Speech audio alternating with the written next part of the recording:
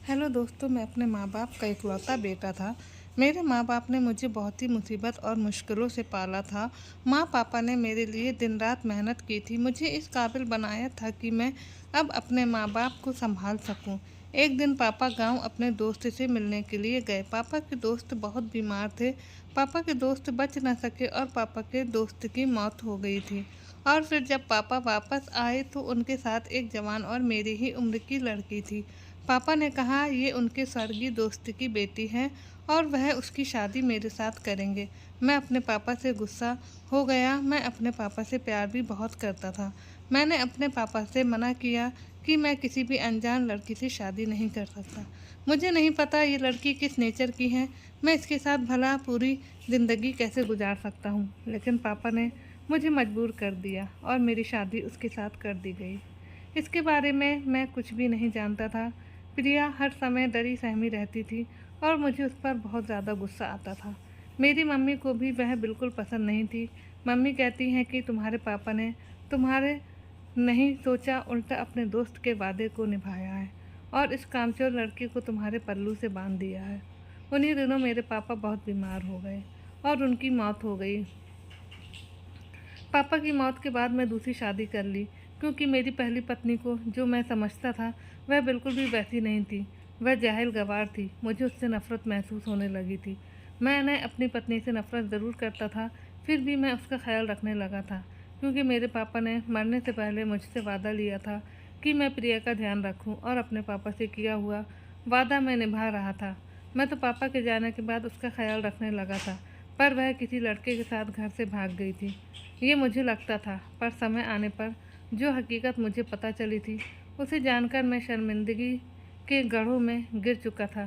खैर, मैंने दूसरी शादी कर ली। मेरी दूसरी पत्नी पढ़ी लिखी थी और बहुत खूबसूरत थी। हम माँ बेटों का बहुत ख्याल रखती थी, मगर मेरी माँ कहती कि तेरी दूसरी पत्नी भी अच्छी लड़की नहीं है। पर मैं तब विश्वास नहीं करता था। वह तो बहुत अच्छी थी, मेरा बहुत ध्यान रखती थी, मेरी माँ की भी बहुत सेवा करती थी। एक दिन अपनी दूसरी पत्नी को अपनी माँ के साथ जुल्म करते देखा तो मेरी आंखें फटी की फटी रह गईं। मुझे विश्वास नहीं हो रहा था कि वो औरत मेरी माँ के साथ ऐसा भी कर सकती है। मुझे अपने पैर पर खड़ा नहीं हुआ जा रहा था। माँ की हालत देखकर मैंने ज़मीन पर गिरता चला गया। एक औरत होकर वह दूसरी औरत के साथ इतना बड़ा जुल्म कैसे कर सकती थी? मुझे सहन नहीं हुआ और मैं इस समय उसको तलाक दे दी। मेरी दूसरी पत्नी मुझसे कहने लगी, मुझे छोड़ दिया है तो अब अपनी चालबाज माँ को भी छोड़ दो, जो तुम्हारी गुनाहगार है। मैंने कहा कि एक माँ कभी औलाद के लिए बुरा नहीं सोचती। पर मेरी दूसरी पत्नी कहने लगी कि तुम्हारी माँ तुम्हारे सामने अच्छा बनने का नाटक करती है। तुम्हारी पहली पत्नी बहुत ही मासूम और पवित्र थी, पर तुम्हारी माँ को पसंद नहीं थी। उसने तुम्हारी माँ की बहुत सेवा की थी, मगर उस पर तुम्हारी माँ के जुल्म बढ़ते चले गए थे। तुम्हारी माँ चाहती थी कि उसकी बहू लाखों का दहेज लाए, और वह लड़की गरीब थी, सिवाय मोहब्बत और वफा के अपने साथ कुछ भी नहीं ला सकी थी। और फिर जब वह तुम्हारे बच्चे की माँ बनने वाली थी, तब तुम्हारी माँ ने एक लड़के को पैसे देकर उस पर चरित्रहीनता का इल्ज़ाम लगा दिया। तुम्हारी पहली पत्नी कहती रही कि मैं एकदम पवित्र हूँ, पर तुमने उसका विश्वास नहीं किया और उसे धक्के देकर घर से निकाल दिया। तुम्हारा बेटा इस दुनिया में आने से पहले ही मर गया। उस बेचारे का आखिर क्या दोष था? वह तो बेकसूर थी, जिसे सिर्फ अपने पति के लिए अपनी सास का हर जुर्म सहन किया था। वह बहुत कोशिश करती थी कि इस घर के लोगों के दिलों में जगह बना सके। हर बार उसको जलील कर दिया जाता था, हर बार उसको ठुकरा दिया जाता था। वह अनाथ लड़की, जिसके आगे पीछे कोई भी नहीं था, वह तुम लोगों की दया पर थी। वह तुम्हारी माँ के पाँव पड़ती रही, पर ये एक औरत होकर दूसरी औरत पर जुल्म करती रही और उसे हमेशा हमेशा के लिए तुम्हारी ज़िंदगी से निकाल दिया। और फिर उसके बाद तुमने मुझसे शादी कर ली। पर शादी के कुछ ही दिन बाद मुझे पता चला कि तुम्हारी माँ तो मुझे नींद की दवा देती। उनको डर है कि कहीं उनका इकलौता बेटा उनसे छीन ना जाए, और अगर औलाद पैदा हो गई तो कहीं तुम उनसे दूर ना हो जाओ। मैंने बहुत कहा कि माँ जी, वह आपका बेटा है, आपका ही रहेगा, पर एक पत्नी का भी तो उसके पति पर कुछ हक होता है। पहले भी आप अपने बेटे का घर उजाड़ चुकी हैं, अब और मत करें। पर तुम्हारी माँ नहीं मानी, उल्टा मेरे साथ भी वही सब कुछ करने लगी जो तुम्हारी पहली पत्नी के साथ कर चुकी थी। उनकी कमर की हड्डी जो टूट गई है वह कभी भी ठीक नहीं हो सकती और न ही ये कभी दोबारा से अपने पैरों पर चल सकती हैं। मैंने जानबूझकर तुम्हारी माँ को सीढ़ियों से गिराया था ताकि उनको यह एहसास हो कि किसी पर जुल्म कैसे किया जाता है, पर तुम अपनी माँ के बेटे हो जिसे सच्चाई नहीं जाननी, उल्टा मुझे दोषी साबित कर दिया और एक पल में मुझे तलाक देकर मुझे घर से निकालने की अनुमति दे दी। मुझे नफरत है तुमसे और तुम्हारी माँ से। ये सब कहने के बाद मेरी दूसरी पत्नी मुझे छोड़कर चली गई। मैं सोचता रहा कि ये कैसे मुमकिन हो सकता है, मेरी माँ मेरा घर कैसे बर्बाद कर सकती है। उस दिन मैं खुद को बहुत अकेला महसूस किया था। मैं अपने कानों में पहली पत्नी की सिसकियों की आवाज़ें सुनाई दे रही थी। मैंने उस पर शक किया और उसे अपने घर से निकाल दिया। मैं समझता रहा कि वह घर से भाग गई है, उसका पाप मुझे पता चल चुका है, पर सच्चाई तो कुछ और ही थी। मुझे प्रिया यानी अपनी पहली पत्नी का ख्याल आ रहा था। उसकी वह मासूम सी शक्ल याद आ रही थी जो मेरी माँ के इतने जुल्म सहती रही फिर भी ज़ुबान पर शिकवा नहीं लाई और न कभी मेरी माँ को नुकसान पहुँचाया। वह हर बार ये कहती रही कि मेरे लिए रिश्ते बहुत ज़्यादा ज़रूरी हैं। मैंने बचपन से ही अकेलापन सहा है। मेरा कोई भी सगा संबंधी मेरे आसपास नहीं था। मेरी माँ मुझे बचपन में छोड़कर चली गई थी। पापा ने ही मुझे पाल पोस कर बड़ा किया था। अब वह भी इस दुनिया में नहीं है और इसीलिए मरने से पहले मेरे पापा ने मेरा हाथ तुम्हारे पापा के हाथ पर रख दिया था कि मेरी बेटी को अपनी बेटी समझना, मेरी प्रिया का ध्यान रखना। वो मेरे पापा की स्वर्गीय दोस्त की निशानी थी और मैं अपने आप से किए गए वादे को निभा ना सका। मुझे उस दिन पापा की बात याद आ रही थी कि उन्होंने कहा था कि एक वफादार और मोहब्बत करने वाली पत्नी किस्मत वालों को ही मिलती है। आज की रात मैं बहुत रोया। आज की रात मुझ पर बहुत भारी हो रही थी। मुझे रह रहकर प्रिया की याद आ रही थी। रह रहकर अपने पाप का चेहरा मेरी आंखों के सामने घूम रहा था। आज की रात मैं भी जी भर कर रोया था। मुझे तो अभी तक विश्वास नहीं आ रहा था कि मेरी माँ ने आखिर ये सब क्यों किया। और तभी मेरे दिमाग में अनजान नंबर से आने वाले मैसेज का ख्याल आया। ये अनजान नंबर से मुझे हमेशा मैसेज आता रहता था कि अपनी माँ को बचा लो, तुम्हारी माँ की जान खतरे में है। पहले मैं उस अनजान नंबर को इग्नोर कर देता था, लेकिन आज वही अनजान नंबर मेरी आंखों के सामने घूमने लगा कि वह कौन है कि जिसे मेरे बारे में सब पता है और मैं उसे इग्नोर करता रहा हूँ। मैं उस नंबर पर कॉल करने लगा पर किसी ने कॉल नहीं उठाई। कई दिन ऐसे ही गुजर गए और एक दिन जब अपनी माँ के पास जाकर बैठा तो वह भी मुझे आंखों में आंसू लिए देखती रही और मुझसे बात करने की कोशिश करती रही, पर मैं क्या बात करता। मैं उनका ख्याल रख रहा था और फिर एक दिन मेरी माँ ने आखिरी बार मुझसे बात की थी। उनके टूटे फूटे शब्दों की समझ मुझे बहुत ही मुश्किल से आ रही थी। मेरी माँ कह रही थी, अगर कभी प्रिया मिल जाए तो उससे कहना कि मुझे माफ़ कर दे। मैंने उस मासूम बच्चे के साथ बहुत नाइंसाफ़ी की है और उसकी सज़ा मुझे मिल चुकी है। मैं बहक गई थी। मुझे लगा था कि लोग क्या कहेंगे कि ये गरीब घर की बेटी को बहू बना लिया है और दहेज में कुछ भी नहीं मिला। अब मैं माफ़ी मांगना चाहती हूँ पर प्रिया मेरे पास नहीं है। ना जाने वह कहाँ होगी, जिंदा भी होगी या नहीं। और मेरी माँ उसके बाद रोने लगी थी और फिर एक हिचकी के बाद वह दोबारा कभी भी बोल ना सकी। मेरे पास मेरी माँ के अलावा कुछ भी नहीं था, मगर अब वह भी मुझे छोड़कर चली गई थी। मैं अपनी माँ से बहुत मोहब्बत करता था, बातें करना चाहता था। उनको मैं ये बताना चाहता था कि उनका बेटा बहुत थक चुका है, जिसको हालात के ठोकरों ने तोड़ कर रख दिया है। मैं हमेशा की तरह अपनी माँ की गोद में सर रखकर सोना चाहता था, पर मेरी माँ मुझसे हमेशा हमेशा के लिए दूर चली गई थी। मैं रो रहा था, मेरा दोस्त मुझे चुप करवा रहा था। तब मुझे एहसास हुआ कि औलाद जितनी भी बड़ी हो जाए, उसे अपने माँ बाप की कमी हमेशा महसूस होती है और उनके जाने के बाद उनकी कदर महसूस होती है। आज मैं अपनी माँ के लिए तड़प रहा था और आज वही मुझे छोड़कर चली गई थी। मैं बहुत बदकिस्मत था कि जिसको कोई भी रिश्ता रास न आ सका। मैं बिल्कुल अकेला हो गया था। मुझे इस समय किसी अपने की ज़रूरत थी, किसी सहारे की ज़रूरत थी। और तभी मुझे अपनी पहली पत्नी प्रिया का ख्याल आ रहा था। मैं दिल ही दिल में भगवान से प्रार्थना कर रहा था कि काश मुझे प्रिया कहीं से मिल जाए और मैं उससे माफ़ी मांग लूँ। औरत का दिल तो बहुत बड़ा होता है, शायद वह मुझे माफ़ कर देती, पर मुझे वह कहीं भी ना मिली। माँ को गए 4 महीने बीत चुके थे और उसी बीच जितना अपनी पहली पत्नी को ढूंढ सकता था ढूंढता रहा, मगर उसका कहीं भी पता न चल सका। एक दिन ऑफिस से घर आ रहा था, तभी मेरी नज़र उस दुकान पर पड़ी जिस हकीम से मेरी दूसरी पत्नी मेरी माँ की कमर के इलाज के लिए लाल तेल मंगवाती थी। यह हकीम एक अस्पताल में छोटा मोटा डॉक्टर भी था। अस्पताल से छुट्टी के बाद ही अपनी दुकान पर जड़ी बूटियों का तेल भी बेचा करता था। मैं उसकी दुकान पर गया और पता चला कि वह बीमार है और अपने घर पर है। मैं उसके घर का पता करता हुआ वहां चला गया। दरवाजे पर दस्तक दी तो एक बच्ची ने दरवाज़ा खोला और वह बिना कुछ कहे अंदर चली गई। और फिर वही हकीम साहब बाहर आ गए। वह पहले से काफ़ी कमज़ोर लग रहे थे। मुझसे कहने लगे, बेटा क्या बात है, कोई बीमारी है? मैंने कहा कि मैं आपसे तेल लेकर जाता था और इस दौरान मुझे मैसेज आता था कि तुम अपनी माँ के साथ गलत कर रहे हो, और अब वह मुझे तेल दे देते थे। इस तेल में ऐसा क्या था, और आपके अलावा किसको पता था कि वह तेल जानलेवा है? वह तेल नहीं था, बल्कि ऐसी जड़ी बूटी थी कि जिससे मेरी माँ दिन ब दिन कमज़ोर होती जा रही थी। तब वो हकीम कुछ घबरा गया। मैंने कहा, मैं आपकी उम्र का लिहाज कर रहा हूँ, वरना आपने जो मेरी पत्नी के साथ मिलकर किया है, मैं आप पर पुलिस केस कर सकता था। तब उस हकीम ने कहा कि मैं ये सब कुछ पैसे की खातिर किया था। तुम्हारी पत्नी ही तुम्हारी माँ की दुश्मन थी। मेरी 3 बेटियां हैं। मुझे तुम्हारे फ़ोन पर आए मैसेज के बारे में कुछ नहीं पता कि वह मैसेज तुम्हें कौन करता था। मैं तो बस इतना जानता हूँ कि तुम्हारी दूसरी पत्नी ने मुझे पैसों का लालच दिया था और वह तेल मुझसे बनवा कर ले जाती थी।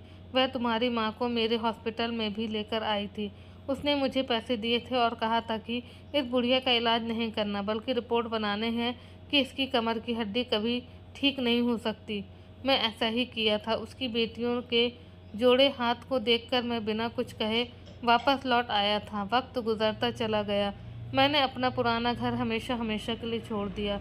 इस घर में मुझे अजीब सा डर महसूस होता था। मुझे आज भी वह दिन याद है जब मेरी पत्नी माफ़ी मांग रही थी मुझसे माफ़ी मांग रही थी। मेरी पत्नी मेरी माँ बीमार माँ के पाँव पड़ रही थी, इस घर में रहने की भीख मांग रही थी, मगर मैंने उसकी एक ना सुनी थी। और फिर मुझे अपनी दूसरी पत्नी का ख्याल आया, जो मुझसे तेल मंगवा कर मेरी माँ के कमरे में जाती और मुझे ये कहती थी कि बिना अनुमति लिए कमरे में मत आना।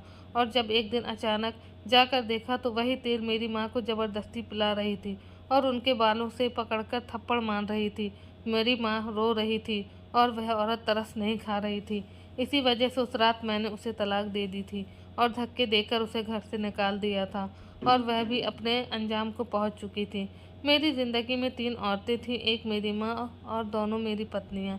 सबकी नेचर अलग अलग थी। पहली पत्नी को देखता तो हर औरत मासूम और बेगुनाह लगती, और जब दूसरी पत्नी को देखता तो मुझे लगता कि औरत से बड़ा मक्कार कोई हो ही नहीं सकता। मुझे बस एक बात का दुख था कि माँ को ऐसा नहीं करना चाहिए था, और मेरा वह बच्चा इस दुनिया में आने से पहले ही चला गया था। मैं कितना बदनसीब था जो ना अच्छा बेटा बन सका था, ना अच्छा पति और ना ही अच्छा बाप। अपने बच्चे की भी सुरक्षा ना कर सका। मेरी अजीब सी हालत हो चुकी थी। और फिर पता नहीं मेरे दिल को क्या हुआ कि एक दिन मंदिर के बाहर भिखारी की लाइन देखकर मुझे ध्यान आया कि कहीं मेरी प्रिया भी इसी तरह भीख मांगकर अपना पेट ना पालती हो। अब मैं रोज़ भिखारी को खाना खिलाने लगा। मुझे कहीं पर भी कोई गरीब मिल जाता तो मैं उसे खाना ज़रूर खिलाता। ऐसा करके मेरे दिल को बहुत सुकून मिलता। मैं रोज़ भगवान से प्रार्थना करता कि हे भगवान, मेरे दिल को सुकून दे दे। मैं आजकल बहुत बेचैन रहता था। मेरे दिल पर एक बोझ था, एक थकान थी जो मुझे अंदर तक घायल कर रही थी। मैं ज़िंदगी को घसीट रहा था और ज़िंदगी मुझे घसीट रही थी। ऐसा लगता था कि जैसे मेरी ज़िंदगी भी मुझसे परेशान है, मुझे बोझ समझ रही है। और फिर 4 साल बाद मेरी प्रार्थना स्वीकार हुई थी। जब एक दिन मेरी तबीयत काफ़ी ख़राब हुई थी तो मेरा दोस्त मुझे अस्पताल लेकर गया और वहाँ पर मुझे प्रिया मिली थी। वह एक अस्पताल में नर्स के तौर पर काम कर रही थी और मैं उसे देखे जा रहा था। जिस लड़की को देखकर मुझे लगता था कि वह कभी किसी के सामने खड़े होकर बात नहीं कर सकेगी, वह आज मेरे सामने खड़ी थी, एक नर्स के रूप में। उसके चेहरे पर मुझे देखकर कोई खुशी नज़र नहीं आई थी। उसे खुशी होती भी तो कैसे, मैंने कभी उसको उसकी जगह दी ही कब थी। हमेशा जूते की नोक पर रखा था। मुझे तो उस घर में होना बर्दाश्त ही नहीं होता था। मुझे लगता था कहाँ वह गांव की अनपढ़ जाहिल गंवार लड़की और कहाँ मैं शहर का पढ़ा लिखा आदमी जिसके लिए लड़कियों की लाइन लगी रहती थी। मुझे शहर की लड़कियां पसंद थी और प्रिया से जब मेरी शादी हुई थी वह हर समय घबराई घबराई सी रहती और हर काम को ख़राब कर देती थी। मुझे लगता था कि वह मोटे दिमाग की है और किसी काम की नहीं है, पर मैं समझ ही नहीं सका था कि एक लड़की जब अपना घर छोड़कर आती है तो उसे एक दोस्त की, एक हमदर्द की ज़रूरत होती है, जो उसे बता सके कि उसे क्या करना है, ससुराल में कैसे चलना है। उस बेचारी की तो माँ भी नहीं थी जो उसे समझाती, और मेरी माँ ने भी उसके साथ दुश्मनों जैसा व्यवहार रखा था। मेरी तरफ से भी प्रिया को कोई उम्मीद नहीं थी। हर तरफ उसके अंधेरा ही अंधेरा था। इन हालातों में बेचारी और क्या करती। मैं तो उसके लिए एक जालिम पति बन गया था। एक लड़की अपने माँ बाप को, अपने घर को, सब कुछ को छोड़ देती है, तब उसका सब कुछ अपनी ससुराल ही हो जाता है। उसके अपने पति से बहुत सारी उम्मीदें जुड़ जाती हैं। मुझे ये सब कुछ समझना चाहिए था, प्रिया का साथ देना चाहिए था, पर मैं भी कभी उसे पत्नी का स्थान ही न दे सका था। और फिर आज इतने सालों के बाद वह कितने आत्मविश्वास के साथ मेरे पास खड़ी थी और मुझे ड्रिप लगा रही थी। मैं उससे बात करना चाहता था, लेकिन अब मैं बेहोशी में जा चुका था। ऐसा लगा था कि जैसे अब कभी मैं इस नींद से जाग नहीं सकूंगा और प्रिया मेरी पत्नी फिर से हमेशा के लिए कहीं गुम हो जाएगी। रात का न जाने कौन सा समय था कि जब मैं नींद से जागा था। मेरा दोस्त अभी तक मेरे सामने खड़ा था। वह मेरा अकेला ऐसा दोस्त था जिसने हमेशा मेरा साथ दिया था, और उसने मुझे ये बताया था कि जिस नंबर से तुम्हें मैसेज आते हैं वह तुम्हारी पत्नी प्रिया का था, और वह नंबर तुम्हारी मरे हुए ससुर के नाम पर है। और प्रिया अस्पताल में काम करती थी, और जिस डॉक्टर के पास तुम्हारी दूसरी पत्नी तुम्हारी माँ को चेकअप के लिए ले जाती थी, प्रिया भी वही उस अस्पताल में होती थी। और एक दिन उसे पता चला था कि डॉक्टर भी तुम्हारी दूसरी पत्नी के साथ मिला हुआ है, और जब प्रिया को ये पता चला तो वह हर रोज़ तुम्हें मैसेज करती ताकि तुम्हारी अकल पर जो पट्टी बंधी है वह उतर जाए। और तुम जानते हो कि ये सब कुछ मुझे कैसे पता चला? मैं अपने दोस्त को देख रहा था जो मुस्कुरा रहा था। मैंने कहा, जल्दी बताओ। तो उसने कहा, जिस दिन पहली बार तुमने मुझे इस नंबर के बारे में बताया था, मैं उसी दिन जान गया था कि वह तुम्हारी पहली पत्नी प्रिया का ही होगा। पर जानते हो मैंने तुम्हें क्यों नहीं बताया?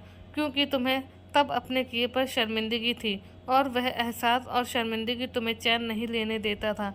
इसलिए तुम अपनी पत्नी को ढूंढ रहे थे, क्योंकि तुम्हें उससे माफ़ी मांगनी थी। पर इतने समय के बाद वह तुम्हारे सामने आई, क्योंकि अब तुम उससे मोहब्बत करने लगे हो। मैं अपने दोस्त की बात सुनकर हैरान था, जो मुझे इतना समझता था।